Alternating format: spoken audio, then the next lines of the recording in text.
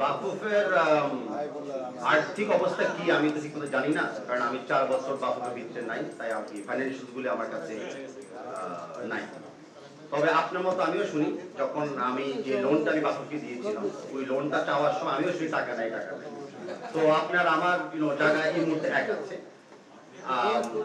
আমি আগে নির্বাচিত হই, আর্থিক প্রক্রিয়াটা এবং আর্থিক অবস্থানটা প্রপারলি একটু বুঝি, তখন এটা উত্তরটা আমি দিতে পারবো। আর যদি খারাপ হয় তাহলে ভালো করার প্ল্যানটা কি, আর যদি আসলে মোটামুটি ভালো থাকে এখান থেকে উন্নয়ন করার প্ল্যানটা কি, এখন কোন লেভেলে আছি সঠিক তথ্য ছাড়া আমি এখন উত্তর দিতে পারছি না। বাট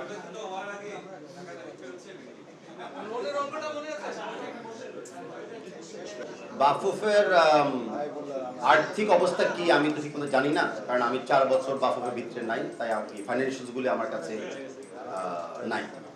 তবে আপনার মতো আমিও শুনি, যখন আমি যে লোনটা আমি বাফুফকে দিয়েছিলাম, ওই লোনটা চাওয়ার সময় আমিও শুনি টাকা নাই। তো আপনার আমার জায়গায় এই মুহূর্তে এক আছে। আমি আগে নির্বাচিত হই, আর্থিক প্রক্রিয়াটা এবং আর্থিক অবস্থানটা প্রপারলি একটু বুঝি, তখন এটা উত্তরটা আমি দিতে পারবো। কারণ যদি খারাপ হয় তাহলে ভালো করার প্ল্যানটা কি, আর যদি আসলে মোটামুটি ভালো থাকে এখান থেকে উন্নয়ন করার প্ল্যানটা কি, এখন কোন লেভেলে আছি সঠিক তথ্য ছাড়া আমি এখন উত্তর দিতে পারছি না।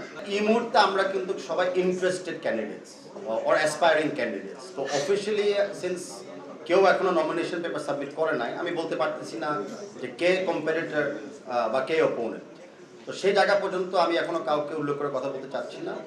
বিশেষ করে কোনো সিন্স এই প্রেস কনফারেন্সটা মুক্ত আলোচনা আপনাদের সাথে হলো আমার, আমি চাচ্ছি অন্য কোনো ব্যক্তির ব্যাপারে কথা বলতে বা ওই স্পেসটা কাউকে দিতে। সো আমি জাস্ট আমার ব্যাপারে সীমিত থাকতে চাই আজকে।